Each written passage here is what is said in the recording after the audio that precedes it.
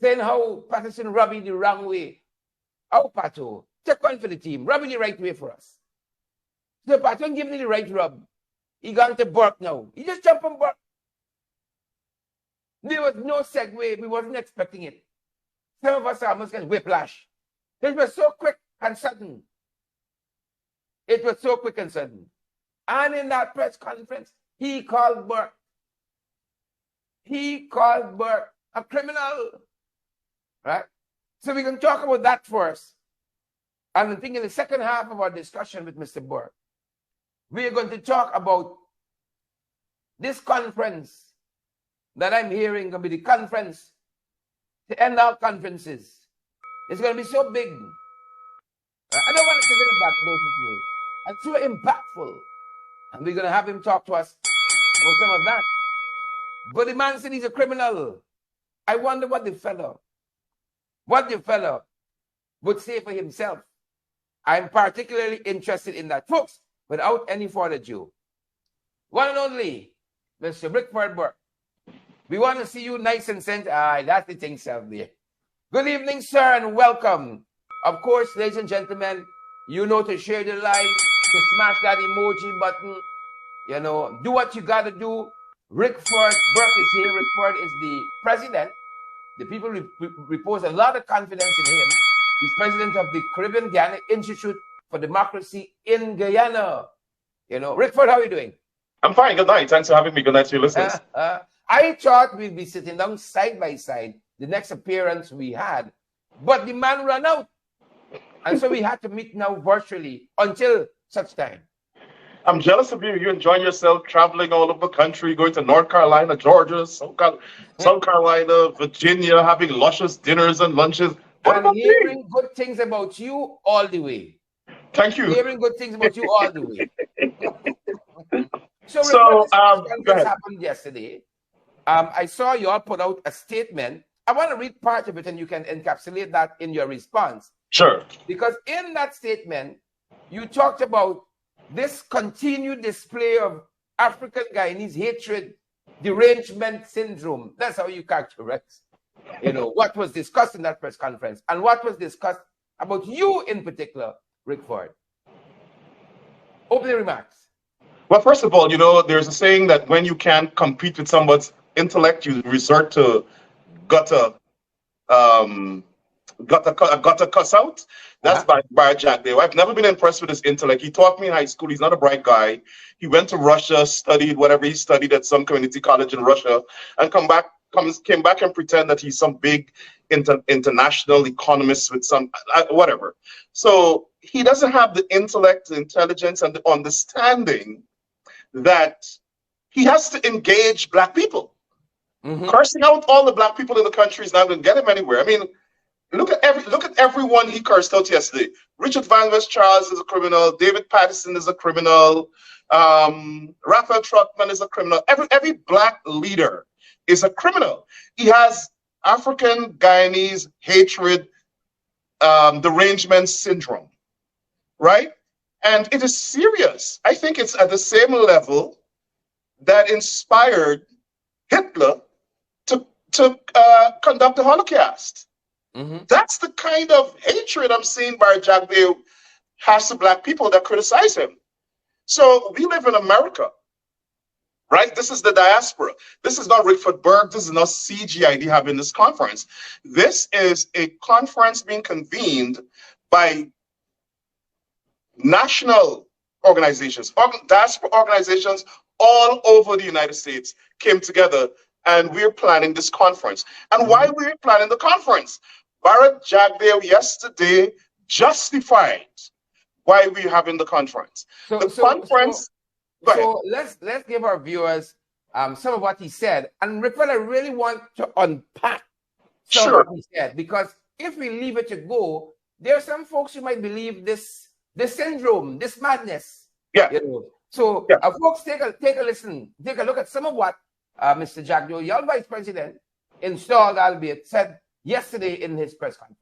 I saw Rickford Burke is the same kind of trend. Now, his organization hosting an activity in in Washington to talk about discrimination in Guyana. Now, the first thing they should do is to catch him and lock him up, because he is used, that organization that he has should be registered under FARA. He's lobbying in the US, and it's illegal to lobby the way he is doing it unless you're registered as a foreign agent. So that's what they should do, and maybe someone needs to complain to the Justice Department and other places that he is doing that. He's collecting money for that purpose, and I think he's ripping people off. He creates this organization. He has to generate activities and to have profile, and then he raises money to do this. So that's what he's been doing. And then we know that he's a criminal. He tried to extort businessmen for money here. So anybody who associates with him, they're associating with a criminal type, a criminal in Washington. And we will make this point, you know, and I don't care which congressman or anybody else who wants to be part of a criminal network, because that is what he has. I don't care about that. Because at the end of the day, the people of this country matter, and particularly those who live here. They matter. So we will robustly take that on, and we'll point out all of this. In fact, he'll get some robust engagements there, and we'll embarrass those who will be part of these activities, because we point out there are links to a criminal who is living off of the U.S. and probably living illegally off of the proceeds in that country. Yes, Rickford. Welcome back, Rickford. Let's unpack some of that. Let's start about, the man seems to know more about this organization, your organization, you know, than you. You know, he says that you shouldn't be lobbying the way you're lobbying. You're registered to lobby like that. He won't tell you how to lobby now. Wow. Well, first of all, I think Bharrat Jagdeo was projecting. Bharrat Jagdeo was just caught by Vice News and federal agents, mind you, trying to extort $500,000 US allegedly from Vice News reporters. Wow. And I understand federal agents were embedded in that team. So Bharrat Jagdeo, who has a criminal network, is accusing CGID of having a criminal network. I think the US government is very adept with criminal flushing out criminal networks, as we see every day. If CGID was a criminal network, we would have been arrested by the US government a long time ago. And second, he seemed to be getting deranged. He's already a megalomaniac. He's getting deranged off of the fact that we're having a conference. Mm-hmm. Black people are getting, well, black people and some opposition supporters who he despises are having a conference. How dare you black people have a conference when we slave masters in the PPP have not approved it? That's his approach. He is displaying this. And I don't want to comment much on what he said, because we sent it today to the FBI, because what he has committed there is what is called transnational repression crimes, which Russia and China and North Korea and Iran does. He's in that realm now. He's in that realm. So he's telling us what our activities should be. We have about 5 lawyers on the board of directors of CGID. So I would like to thank him very much for his legal advice, but we don't want it. It's unsolicited. So in addition to that, what I want to point out is the theme of this conference is promoting equity, equal rights and justice, inclusive governance, and inclusive growth and sustainable development for all Guyanese. Bharrat Jagdeo and the PPP government is against that. So let's unpack this. Bharrat Jagdeo is against equality. In other words, black people are not equal to East Indians. That's what he's saying, or PPP supporters. Bharrat Jagdeo is against inclusive government. So black people must not be a part of the government. He's against that. Bharrat Jagdeo is against social equity. We must not have equity. Black people in Guyana must not have equity. Don't Rickford Burke is not saying that. Bharrat Jagdeo just said he's against the conference, right? And that's what the conference is about. Bharrat Jagdeo said he's against inclusive growth, which means everybody must benefit from the growth of and expansion of the economy and economic prosperity. Bharrat Jagdeo is against that. Bharrat Jagdeo is against sustainable development for all Guyanese. He's against all Guyanese benefiting and developing themselves from the oil and gas proceeds. Could you believe that? This is the vice president of a country telling the world, yes, I'm a racist. Yes, I'm against inclusive governance. Yes, I'm against equality. Yes, I'm against inclusive justice. And the conference has nothing to do with Guyana, with his government. The conference is saying the United States must help promote these objectives in Guyana. Yeah. That's how we say. So this is us, we here in America, talking with our elected officials, talking with our government officials, community leaders, talking with everybody, saying, okay, Guyana is an oil and gas economy now, and we want all of us to join together to promote equality, equal rights, equal justice, social equity, and inclusive governance in Guyana. Bharrat Jagdeo is against that. And every time Bharrat Jagdeo talks about a black leader, that black leader is a criminal. Bharrat Jagdeo right now is a criminal defendant for against murder charge, a murder accusation at the Inter-American Commission for Human Rights. And he's calling me a criminal. But what he wants to do is intimidate people. He's adopting the KKK tactic. He's adopting the Trump tactic. Intimidate you, scare you so that you can't go to this conference. Yeah, because he does say, I can embarrass anybody. You know, I can embarrass embarrass because anybody. I understand that you coming to the conference. Once invited. But the audacity, and that's why we sent it to the FBI. And today, I challenge him. He said that he's going to give us hell at the conference. I challenge Bharrat Jagdeo tonight. You come and give us hell at the conference. And we will teach you a lesson. Send your agents to the conference, and we're going to teach you a lesson. As a matter of fact, we interpret what he said as threatening us with terrorism. So today, we wrote the Washington, D.C. police and alerted them that Bharrat Jagdeo has not only threatened Guyanese, he's threatened elected officials, and that he has a history of terrorism and extrajudicial killings. So maybe he is going to send his death squads to Washington. We're waiting for him. Jared, let me say this. Bharrat Jagdeo played into our hands. What we did was deliberately leaked a part of the agenda of the conference so that he could get it. And we predicted and planned that this is going to be his response. He's going to come out banging. He's going to come out attacking. He's going to come, how dare these black people get together and have a conference? He's in Guyana. What the hell he cares about black people in America do?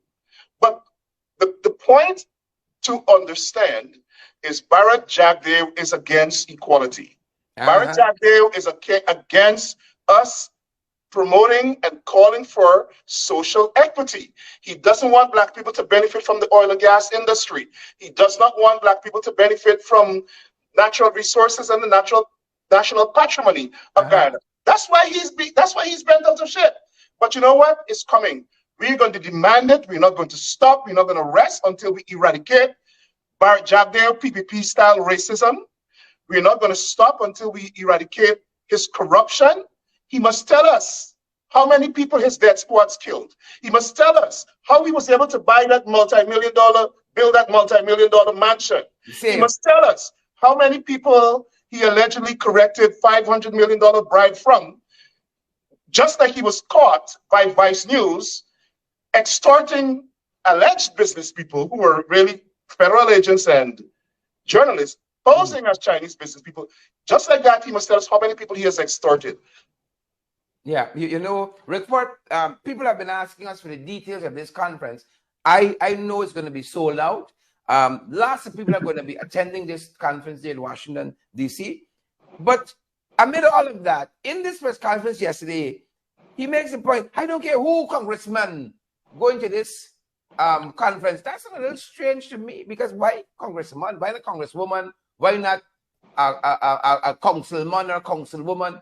You know, I don't care what a congressman going. What is that about? The people who we anticipate go there would be a lot of black people.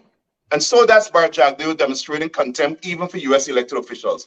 But I would leave that right there because, like I said, we've sent that to the FBI, and it's categorized as a certain type of crime on the U.S. government, under U.S. law, and we'll see what the FBI says. I want to point out this. Time and time again, Bharrat Jagdeo has demonstrated that he believes that he's powerful, and that his congenital racism and his belief in ethnic supremacy is paramount to the rights and freedoms Americans enjoy. He feels that he could control what Guyanese do around the world. And so he is condemning us for planning this conference. So let me ask this. What are we supposed to do? We observe racism in Guyana. We observe, look at Nigel Yu's presentation that outline a series of discriminatory acts where they're only giving gold and diamond export licenses to East Indians, where they're only giving contracts to East Indians, where they're only inviting East Indians to be part of the government and part of the economy. How many blacks have oil and gas contracts? How many black people own companies that own oil blocks? We don't have that information. Why? Because they're all East Indians and friends and supporters of Bharrat Jagdeo. So we are supposed to just accept that. We're supposed to act, we in America, that enjoy freedoms enshrined in the Constitution, we're supposed to ask Bharrat Jagdeo for permission, like he is a slave master, to have a conference in Washington. I want people to wrap their minds around the audacity of this criminal. He's calling people criminal when he has been condemned by the Bush administration for involvement in his government's involvement in extrajudicial killings. I remember distinctly Ambassador Richard Boucher, who was the Assistant Secretary of State for Public Affairs, issuing a statement condemning Bharrat Jagdeo's government for involvement in murder and saying that Ronald Godraj, his former Minister of Home Affairs, National Security, should leave the government because of his involvement in extrajudicial killings. And so we want him to be held to account. Listen, the American government, including the Biden administration, have been dealing too much with this government without holding them to account. Sharad, we want our country to develop, but we don't want one-sided development. We want equitable development. The Vice President has said it. The Secretary of State just said it. We want equitable growth. We want everybody in the country to be treated equally and to benefit equally from the revenues of the country. That is not happening. And we have a right to discuss it. Bharrat Jagdeo can sit in Guyana, he could puff and he could puff, he could try to blow the National Press Club down. The conference will go on, we will discuss it, and we want our elected officials to be aware this conference is to brief them on our views. They are our elected officials. The laws of this country give us the right to meet and talk with our elected officials, and we can have the right of freedom of assembly, freedom of speech. And Bharrat Jagdeo cannot influence that. He cannot. He could threaten all he wants. He cannot do anything about it. And he said that he's willing to take us on. We are willing to take him on too. And it starts now. We are willing to take him on. If he wants to have a war with black people, we're willing to entertain him. If he wants to have a dialogue with black people in this diaspora, we're willing to entertain him. What he's not going to do is intimidate us. We are undaunted. We're going forward. We are emboldened. And this conference will address the issues affecting black people, opposition supporters, all Guyanese. It will address it. And our elected officials and us and our government officials will have a dialogue about how do we help promote equitable governance, inclusive growth, social equity, equal rights and justice, and development, sustainable development for all Guyanese. It will happen. What is he afraid of? Rickford, how do you interpret, finally on this person yesterday, how do you interpret when he says, you know, he's going to robustly engage you? You know, you can understand what robust engagement means. I'm not sure what he means by that, but I will robustly engage him. I will robustly engage him too. So, Bharrat Jagdeo, let's engage each other. Why do you think he's so concerned about you said earlier on, this is not Guyana, this is the US of A. Why should it concern you, some conference happening in Washington? Well, Guyana is an important geopolitical ally of the United States. And obviously, US government officials at various levels will be involved, will be concerned about the stability in Guyana, will be concerned about racial discrimination in Guyana. And we believe that our writings to the US government have not filtered or gone up to the top of the top echelons of this government. Mm-hmm. And that's what this conference is about. This conference is meeting our elected officials, meeting our government officials, and letting them know what our views are. And, the Secretary of State went to Guyana twice. Anthony Blinken went to Guyana, and then we had Pompeo. You have various levels of government officials go to Guyana. They don't meet with the opposition. They meet with the government, and they accept it's a bad policy. It's bad policy. You can get an objective assessment of what is going on in the country by just talking to the government, especially in a multiracial, multi-ethnic society like Guyana, where there are accusations of discrimination, extrajudicial killings, stifling minority rights, suffocating blacks from economic progress. You have to talk to everybody. And this is what this conference is about. So why is Jagdeo against the US government talking to everybody? Why is he against us advocating for equal rights and justice? It's insane. If you're saying you're not discriminating against black people, let black people say that. You can't talk for black people, right? So that's what he wants to do. He wants to be the presumptive representative of black people.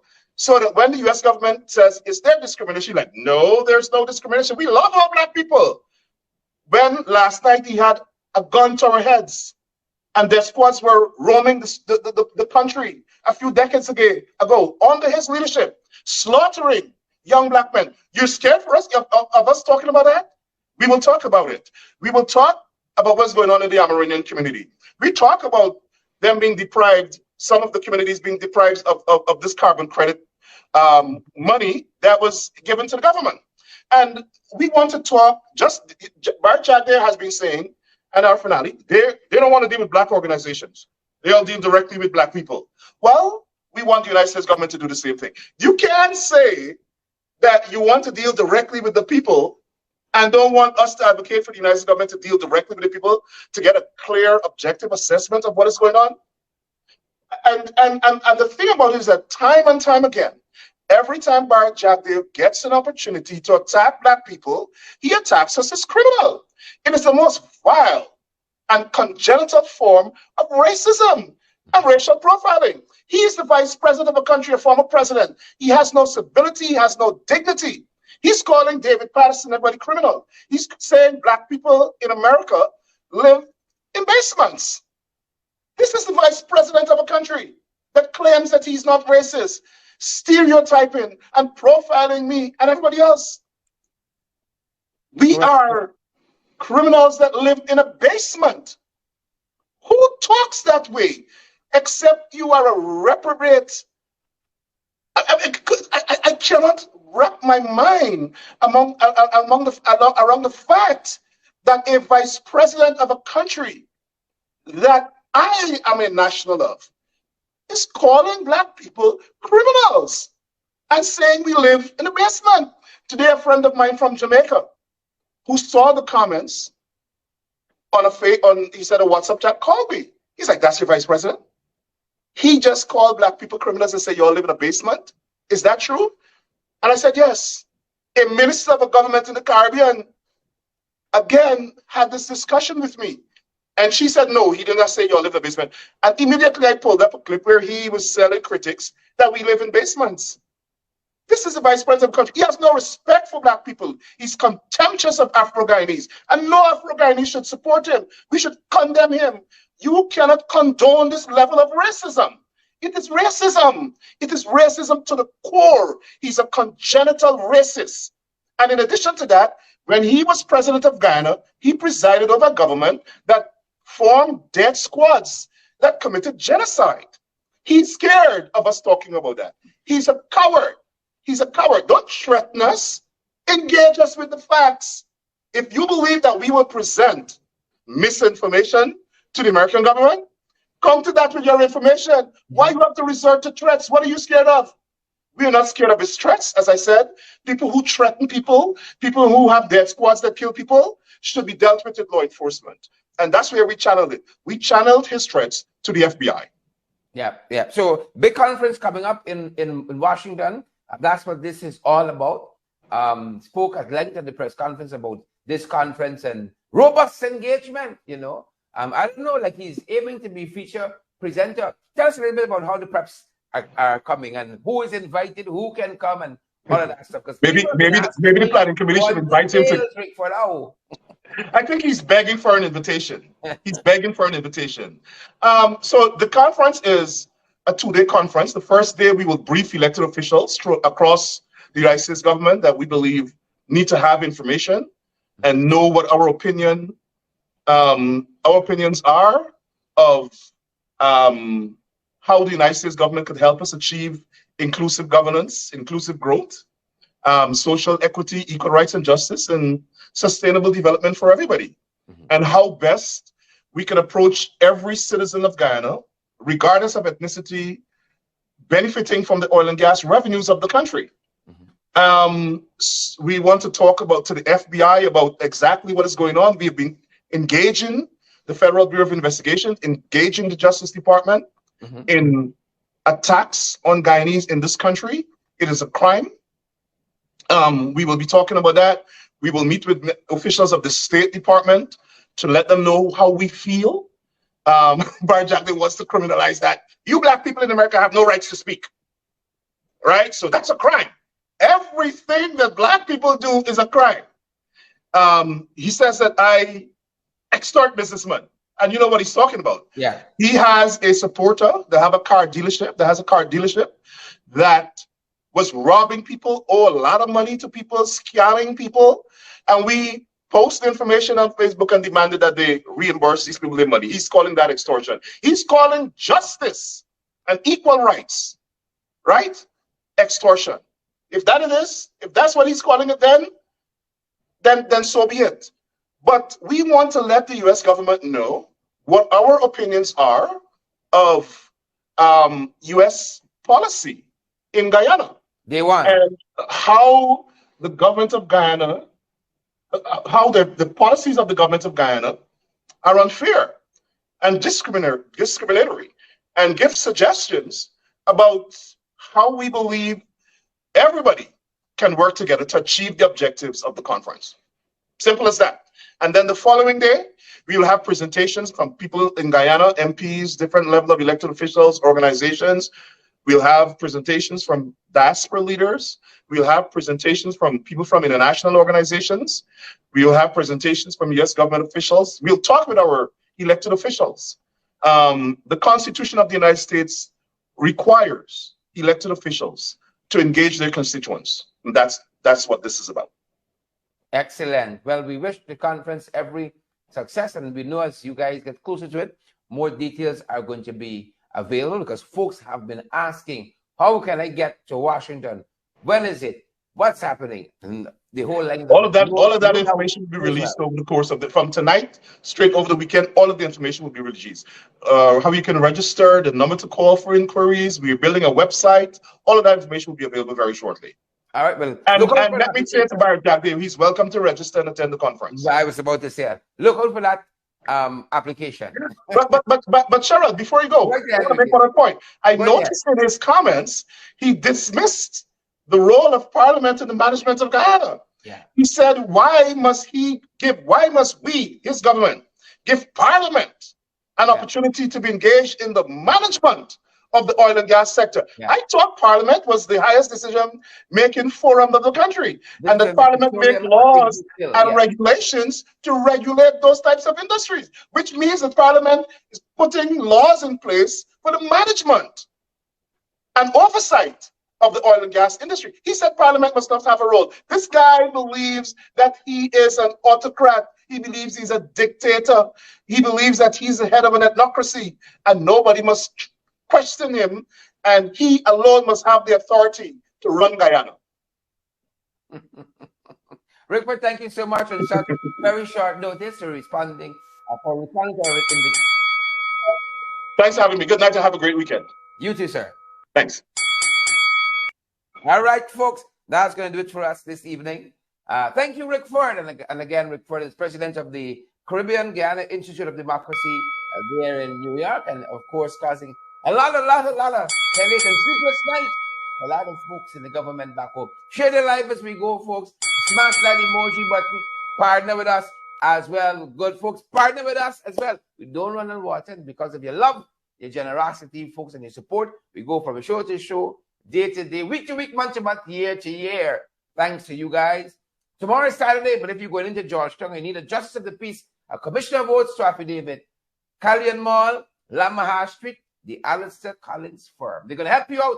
Good professional people. You need a good Justice of the Peace, Commissioner of Oaths to affidavits. For all your documentation needs, you're going to want to check them out. They open on Saturdays as well. That's one of the reasons we love them so much. Folks, that's going to do it for us today, as we said. Have a great weekend. Have a great weekend. We're going to see you guys back at this end on Monday. God willing. See you guys back. A lot of things happening, folks. A lot of things happening. Stay safe out there. That's the time, and that's our program.